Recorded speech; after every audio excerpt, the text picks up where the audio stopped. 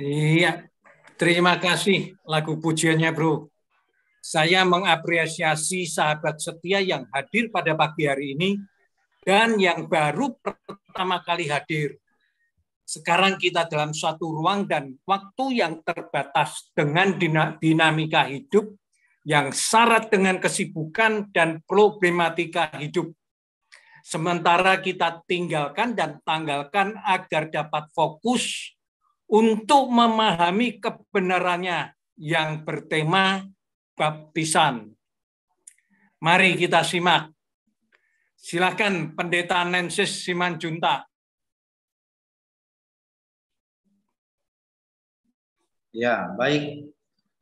Ya, terima kasih Pak Frans. Ya. Terima kasih.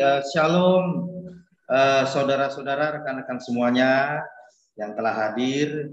Kita total 21 ya.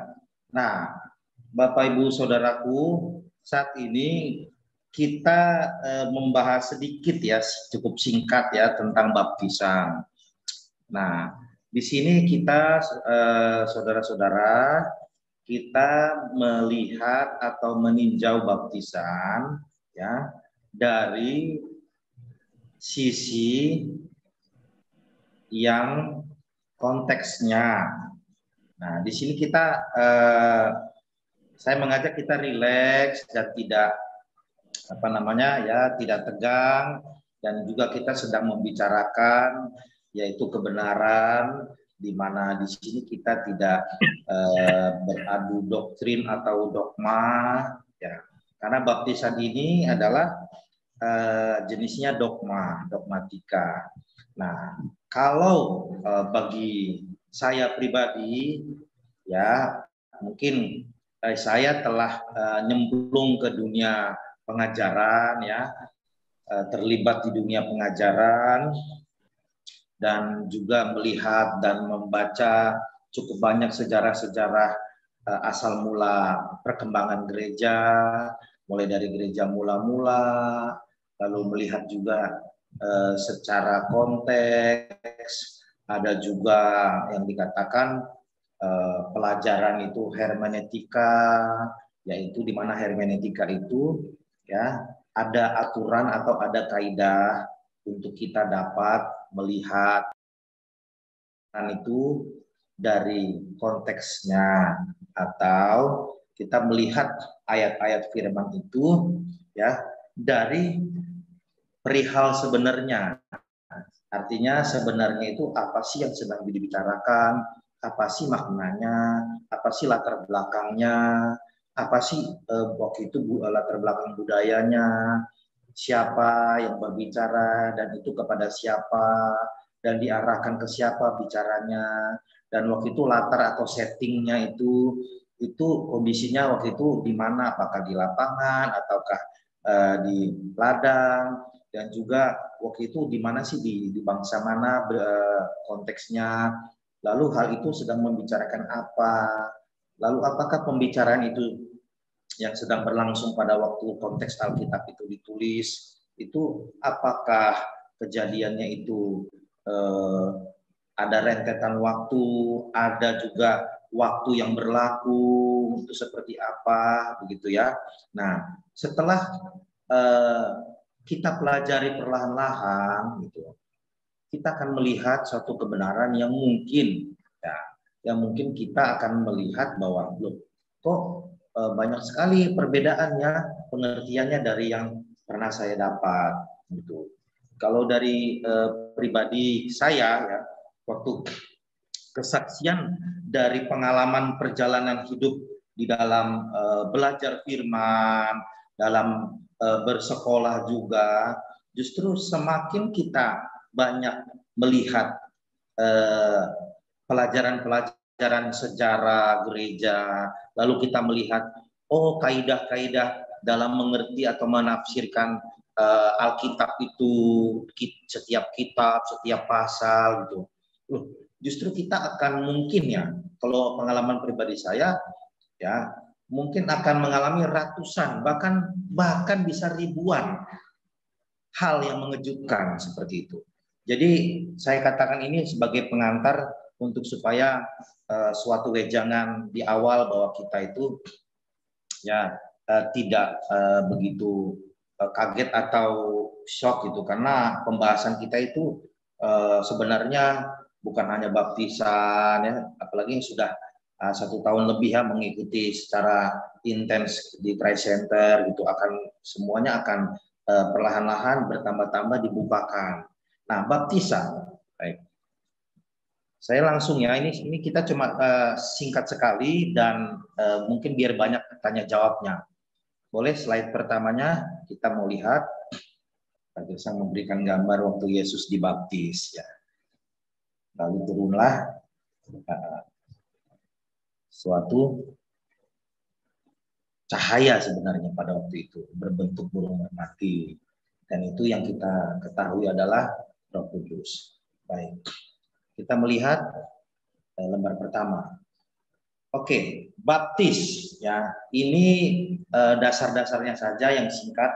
Itu dari bahasa Yunani itu baptizo, ditenggelamkan, atau ada kata lain pengertiannya dikuburkan. Ya, jadi satu bahasa Ibrani atau Yunani itu punya pengertian, beberapa pengertian.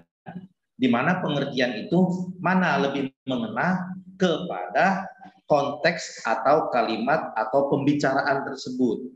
Nah, baptis ini ditenggelamkan dan juga dikuburkan. Secara prakteknya sejak dari Perjanjian Lama memang Tuhan menyampaikan kepada orang-orang Israel ya bahwa untuk pembersihan diri ya itu memakai baptisan. Berarti dia mengartikannya kepada ditenggelamkan. Makanya itu pada waktu Perjanjian Lama sampai kepada zaman Yohanes Pembaptis pakai pola air ya. Manusianya ditenggelamkan di dalam air, lalu keluar dari air. Oke. Dikuburkan bersama Yesus, kita lihat kata yang dikuburkan. Yang telah mati oleh karena kodrat lahir dari daging, yaitu semua yang lahir dari daging memperoleh ganjaran maut atau kematian, keterpisahan dengan Allah. Nah, saudaraku, air itu simbolnya maut. Keluar dari air berarti artinya keluar dari maut atau dari kematian. Sebab semua konteks dari Perjanjian Lama sampai Perjanjian Baru yang namanya dibaptis, orang ditenggelamkan, ya, pengertiannya adalah dia itu ditenggelamkan ya di dalam alam maut atau alam keterpisahan dengan Allah. Kita lihat konteks dari Adam dan Hawa ya. Mereka ketika makan buah hukumannya mati. Matinya itu ternyata terpisah dengan Tuhan. Lalu mereka melihat ketelanjangan diri mereka. Artinya apa? Mereka dapat melihat kelemahan mereka. Oleh karena ada niat mereka untuk membenarkan diri mereka, untuk supaya mereka dapat seperti Allah, di mana Allah itu adalah benar adanya, kudus adanya. Jadi manusia digoda oleh iblis supaya manusia itu memakai konsepnya sendiri untuk dapat kudus seperti Allah. Seperti itu. Nah, ketika dimakan langsunglah mengalami kematian. Nah, waktu zaman Adam dan Hawa ya, belum ada praktek baptisan pada waktu itu. Baik, tetapi memang Injil diberitakan ya melalui pengorbanan, yaitu Tuhan sendiri yang mengerjakan binatang itu disembelih oleh Tuhan. Oke. Nah, saudara, mengenai air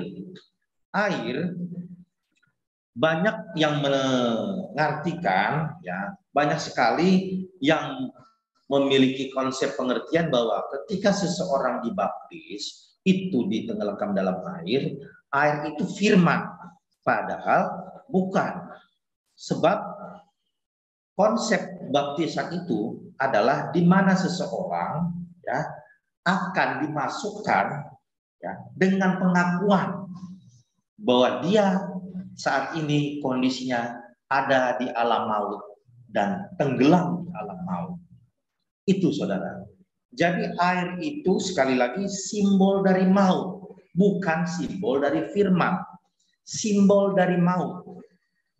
Jadi kita melihat paling jelasnya nanti kan ada di Roma 6 ya. Lalu di perjanjian lama itu Naaman. Kalau engkau mau sembuh, tahirkanlah dirimu, ya kan?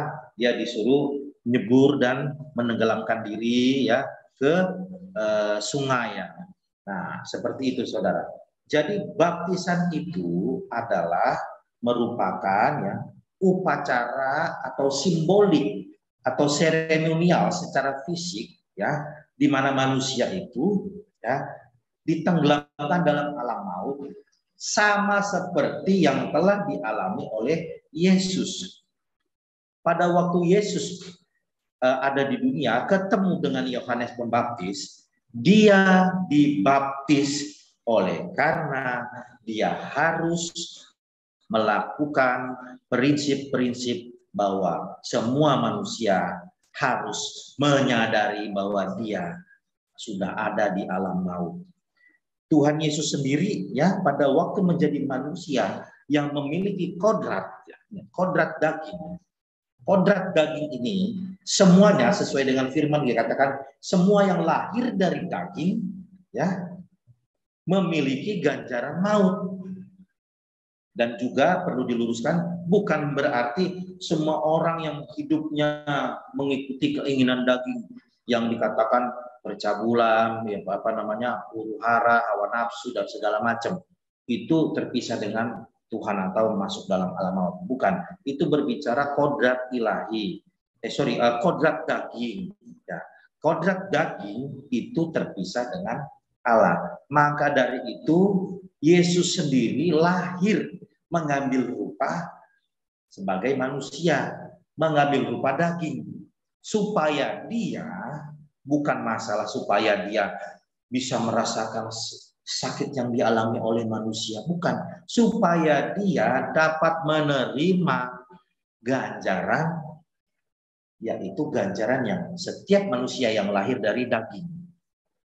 Semua manusia yang lahir dari daging memiliki kodrat Adam yang pertama, yaitu terpisah dengan Allah. Oke, walaupun manusia yang lahir itu ya rasa-rasanya memang nggak punya salah. Waktu bayi lahir dia memiliki kodrat daging, yaitu kodrat yang dimana dia terpisah dengan Allah. Sudah. Maka dari itu saudara, kita kembali lagi harus mengerti bahwa air itu simbol dari maut atau alam maut. Lalu selanjutnya keluar dari air. Keluar dari air artinya keluar dari maut atau dari kematian.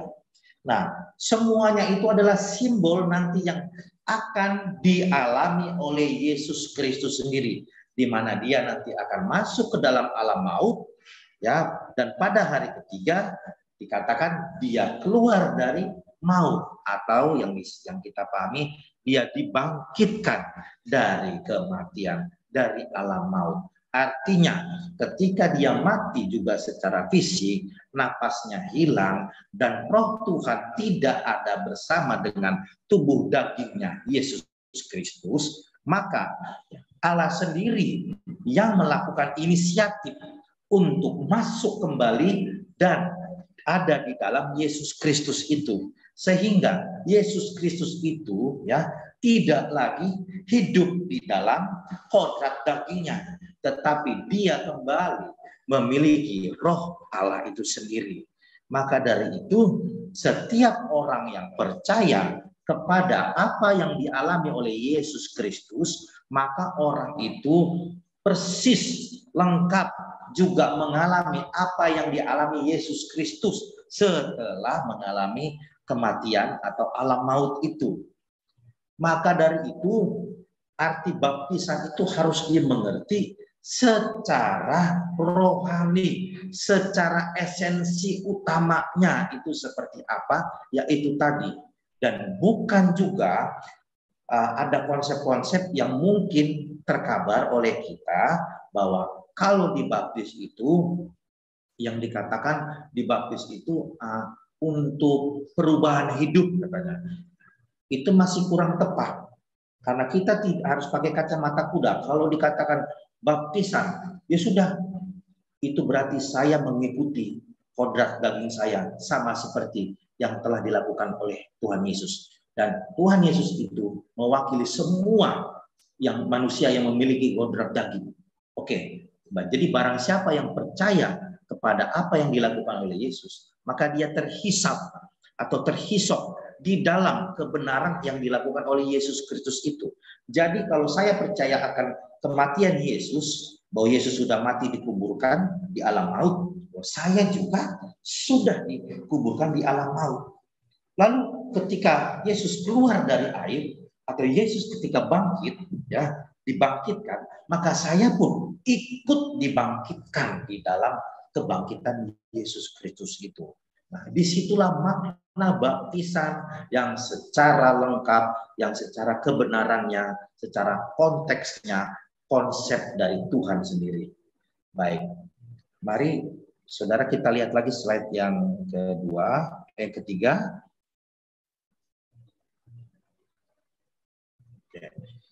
Nah, kita lihat simbol baptisan dalam PL ya, kita ambil satu, yaitu bahtera. Bahtera itu dia tenggelam dalam air bah Allah. Setelah itu masuk dalam janji Allah, yaitu pelangi. Dalam perjanjian baru Yesus dibaptis, ada burung merpati, simbol dari Roh Allah. Nah, apa simbol dari Roh Allah itu maknanya? Yaitu di mana Roh Allah mengeluarkan perkataan janji, yaitu firman-Nya, bahwa dikatakan inilah anak yang kukasihi. Nah, itu korelasinya dengan pelangi itu sama, bahwa pelangi itu adalah merupakan simbol dari janji Allah sendiri kepada manusia. Nah, ketika dalam perjanjian baru dituangkan di dalam yang dikatakan Roh Allah itu sendiri dalam bentuk burung merpati yang berkata, ini yang fokusnya kita, yang berkata, inilah anak yang kukasihi, kepadanya lah aku berkenan. Wah, ini maksudnya apa? Coba kita lihat gitu. Pengertian apa yang dikatakan oleh Allah sendiri, bahwa dikatakan bahwa inilah anak yang kukasihi, kepadanya lah aku berkenan. Dalam konteks Yesus itu anak yang dikasihi, konteksnya adalah bahwa Yesus sendiri ya itu merupakan seorang pribadi ya, di mana dia adalah karya Allah itu sendiri, dan Allah itu sendiri menjadi daging.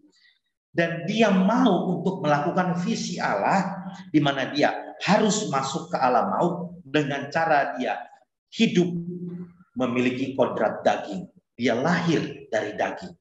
Baik, nah untuk itu saudara kita harus mengerti bahwa inilah anak yang kukasihi, bukan berarti karena Yesusnya itu tidak dosa, tidak memiliki kodrat dosa dan suci segala macam. Itu hal yang keliru. Anak yang kukasihi artinya Yesus itu adalah karya Allah itu sendiri ya, dan Allah itu sendiri yang menjadikan dirinya itu manusia dan mengambil rupa seorang manusia dan memiliki suatu visi, yaitu taat sampai mati. Oleh karena visi taat sampai mati itulah Yesus dikatakan pribadi yang dikasihi oleh Allah. Lalu kalimat selanjutnya, kepadanya lah aku berkenan. Nah, kenapa dikatakan Yesus berkenan? Bahwa nanti Yesus itu akan mati, oleh karena ketaatannya untuk menjadi manusia yang memiliki kodrat daging, yaitu memiliki hukuman ganjaran dari kesalahan Adam dan Hawa, karena ingin menjadi seperti Allah itu. Nah, disitulah saudara bahwa Yesus itu nanti akan menjadi pribadi yang berkenan di hadapan Allah oleh karena dia taat sampai mati. Oleh karena itu dia dikatakan berkenan juga, dia sukses mengalami kematian. Nah, disitulah Allah akan membangkitkan tubuh Yesus itu sendiri. Nah, di sini harus mengerti mengenai kristologinya, bahwa Yesus itu sendiri kenapa disebut berkenan, dikasihi oleh Allah. Baik, selanjutnya slide-nya. Jenis baptisan. Saya sengaja simpel-simpel ya saudara, biar nanti tanya jawab. Jenis baptisan, ada selam, ada percik, ada bendera. Itu yang beredar ya di seluruh dunia ini. Dan disinilah menjadi polemik atau sudah puluhan tahun, ratusan tahun ya, terjadi perdebatan. Baptisan selam yang benar, baptisan percik yang benar. Tapi ada juga suatu gereja aliran ya, tanda kutip dengan bendera gitu kan, dan dia tidak dicemplungin atau tidak dipercik, tetapi diproklamirkan. Ketika diproklamirkan dia percaya, dia mengaku dosa dan dia percayakan penebusan Yesus, maka dibunyikanlah genderang trompet gitu, lalu dikibarkanlah bendera gitu. Tandanya dia bendera kemenangan. Itu ditanda kutip di satu gereja atau di satu sinodal aliran ya gitu. Lalu selam itu terjadi dilakukan oleh gereja-gereja aliran ini begitu ya. Baptisan percik, gereja yang melakukannya banyak gereja tradisi seperti ABCDEFG gitu kan. Nah, di sini di hadapan Allah sudah jelas bahwa dikatakan kita ini satu baptisan, yaitu baptisan di dalam Yesus Kristus, di dalam kematian Yesus Kristus. Jadi Tuhan udah mengajarkan sebenarnya kepada kita punya akal budi yang sehat, bahwa yang jadi permasalahan bukan seremonialnya, tetapi esensi utama maknanya itu apa? Yaitu kematian Yesus Kristus, yaitu kita ya menyadari, mengakui bahwa kita manusia yang memiliki kodrat daging itu terpisah dengan Allah akibat ganjaran dari kesalahan dosa maut yang dilakukan oleh Adam dan Hawa. Itulah kita, dan kita melihat Yesus yang mewakilinya, Yesus yang melakukannya. Ketika mata kita tertuju kepada kematian Yesus itu, maka kita sudah mengalami baptisan. Saya ulangi, kita sudah mengalami baptisan, yaitu baptisan Yesus Kristus itu sendiri.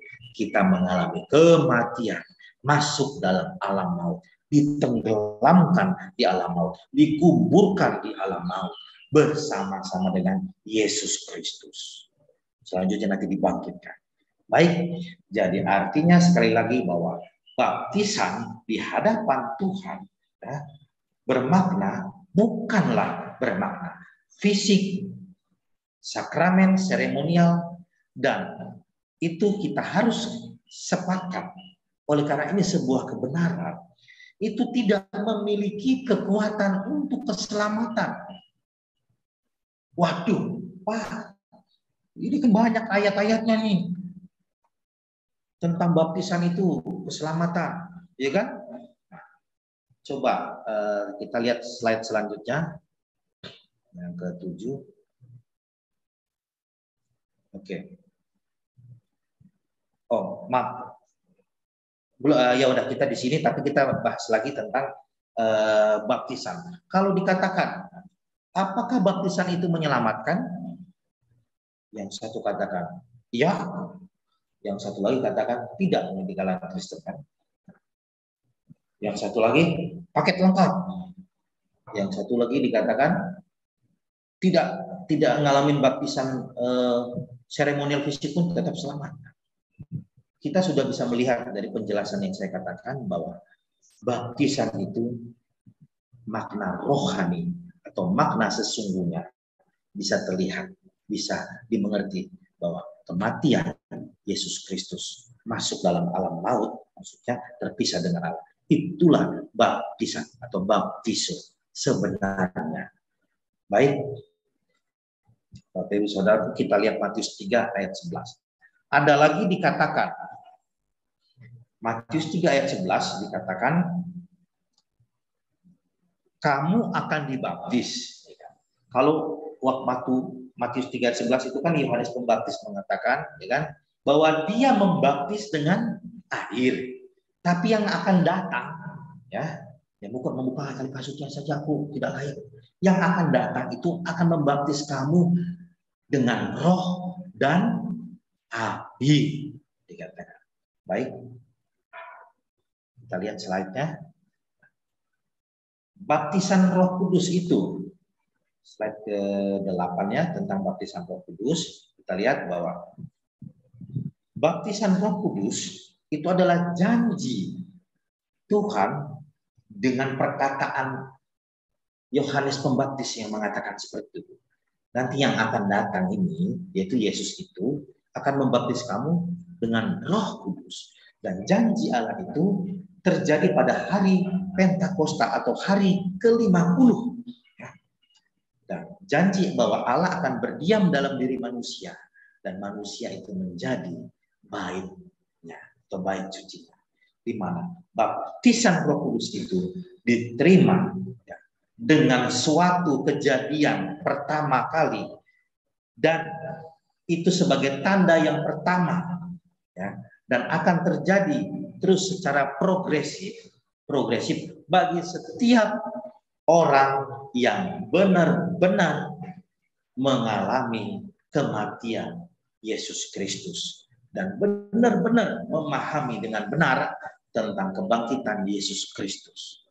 Nah, baptisan Roh Kudus yang terjadi pada hari Pentakosta itu terus mengalir dan membuat para rasul itu terbakar dan memberitakan Injil kemana-mana.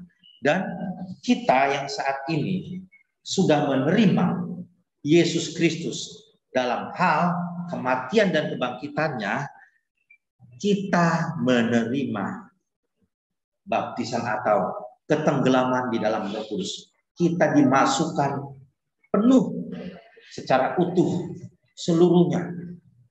Kita dihinggapi, kita dinaungi. Artinya Roh Tuhan menaungi, menghinggapi, bersemayam di dalam kita ini, diri kita masing-masing.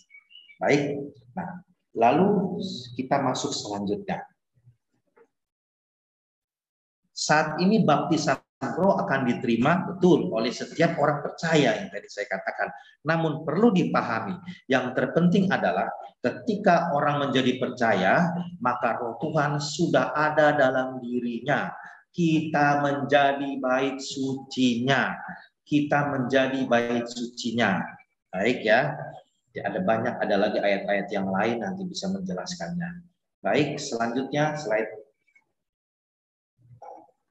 Nah, baptisan api waktu dikatakan oleh Yohanes Pembaptis itu nubuatan tentang tadi kita orang percaya akan rasul-rasul akan dibaptis oleh baptisan Roh Kudus pada hari Pentakosta dan seterusnya secara progresif. Lalu kedua dikatakan api. Dan kalau di Alkitab kita lihat apinya bukan api besar hurufnya A-nya, tapi A-nya huruf kecil.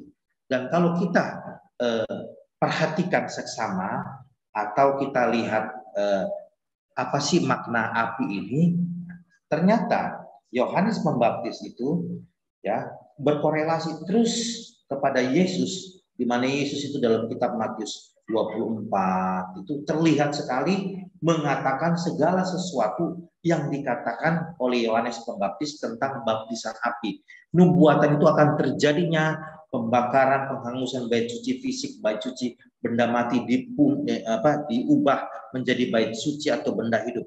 Jadi baptisan api itu berbicara yaitu penghancuran bait. Kenapa dikatakan kamu akan mengalami baptisan? Kamu, hai bangsa Israel, engkau akan ditenggelamkan dalam api penghangusan. Apanya yang dihanguskan? Yaitu pada waktu itu adalah bangsa Israel yang dimana difokuskan kepada bait suci itu dihanguskan seperti itu. Dan itu juga suatu perkenanan Tuhan di mana Tuhan mau melakukan ya bukti nyata juga secara fisik, di mana hal fisik itu yaitu bait suci itu yang masih merusak pengertian dan esensi dari bait suci yang telah diciptakan oleh Allah itu sendiri, yaitu kita. Jadi Yesus itu atau Allah kita itu berdiam dan tinggal di bait suci yang hidup, yaitu kita ini manusia yang percaya. Maka dari itu kebiasaan orang-orang yang bangsa Israel itu yaitu masuk ke dalam bait suci secara fisik, berarti fisiknya pun harus dimusnahkan, yaitu bait suci itu yang secara fisik dimusnahkan itu. Dan luar biasanya itu bangsa Roma lah yang melakukan itu tersebut, dengan indikasi bangsa Roma takut oleh karena bangsa Israel nanti semakin besar, bahwa dan bangsa Israel itu makin banyak, nanti malah tetap taat ke bait suci begitu kan. Karena dari pihak Roma sendiri ingin, ya Kaisar Nero, Raja Titus, Kaisar Nero terutama ingin orang-orang itu menyembah dia, ya. Jadi bait suci itu ya unik ya, bait suci ini dianggap saingan oleh Kaisar Nero sehingga harus dibakar. Padahal itu terjadi adalah itu visi Tuhan sendiri, ya, visi Tuhan sendiri bahwa bait suci secara visi itu harus dihancurkan, sebab aku sudah membangun bait suci yang baru, yaitu orang-orang percaya. Dan Tuhan itu sebenarnya sudah, saya melihat dalam Alkitab, sudah tidak sabar dalam amarahnya. Kenapa? Karena ketika Tuhan sudah menciptakan bait sucinya yang baru, yaitu murid-murid orang percaya itu, namun banyak lagi ternyata di sana masih suam-suam. Artinya gini, mulai dari 5.000 orang yang pernah mendengar Yesus khotbah, 4.000 laki-laki saja, dan terus-terus itu, ternyata mereka sudah mendengar kabar tentang Injil keselamatan, tentang kasih karunia Kristus itu, tapi masih juga masuk ke bait suci, mencari Tuhan di sana dengan perantara imam. Nah, makanya itu Tuhan itu sebenarnya saya lihat sudah amarahnya tidak terbendung, cepat gitu, segera cepat gitu. Makanya ada di kitab Wahyu dikatakan kalau itu tidak terjadi, maka tidak ada satu orang pun dapat diselamatkan. Kenapa? Karena tadi saya katakan dari 5.000 orang itu, ya, dari 5.000 orang itu dulu, ya, saya pernah melihat, membaca bahwa orang-orang yang ribuan yang mendengar Yesus khotbah sampai di atas bukit dan segala macam, yang itu balik lagi ke bait suci gitu. Jadi artinya dia itu memuntahkan Injil keselamatan yang telah dia makan gitu. Baik, sudah ya slide-nya? Sudah habis, lihat yang terakhir, slide terakhirnya. Ya, ini saudara, tadi slide terakhirnya tentang bait suci itu. Tentara Romawi menghancurkan gitu bait Allah Yerusalem pada tahun 70 Masehi. Baik, terima kasih saudara-saudara rekan semua yang telah mendengarkan. Tuhan Yesus memberkati. Saya kembalikan kepada Pak Frans. Iya, terima kasih Pak Nensis. Bro Ensis, Pendeta Nensis Simanjuntak sudah berhenti berbicara dan saya tidak memberikan summary. Karena kita di sini dari berbagai denominasi dan masing-masing memiliki pemahaman yang berbeda. Biarlah Roh Kudus terus berbicara pribadi lepas pribadi. Terima kasih Pastor Nensis atas sharing firman-Nya.